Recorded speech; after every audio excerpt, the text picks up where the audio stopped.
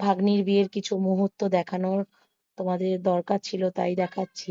একটা মেয়ের জীবনে এর থেকে বড় কিছু আর নেই। এখানেই সব মা বাবা সব ত্যাগ করে এক না একদিন চলে যেতে হবে প্রত্যেকটা মেয়েকে। আমিও এসছিলাম, আমার ভাগ্নিকেও আজ এই জায়গায় আসতে হয়েছে। কিছু করার নেই, মেয়ে হয়ে জন্মেছি তো করতে হবেই। ৭ পাক ঘুরিয়ে নিল, এখন মালা বদল হবে।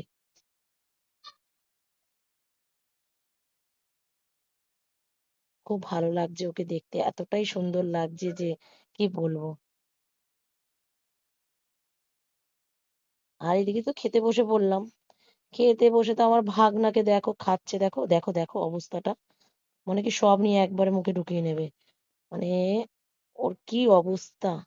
লাস্টে বিদায়ের সময় চলে এসলো। ও তো কাঁদতে পারে না, খুব ফোঁপাচ্ছে, ফোঁপাতে ফোঁপাতে ওর শ্বাসকষ্ট উঠে যায়, এতটা কষ্ট পাচ্ছে ও।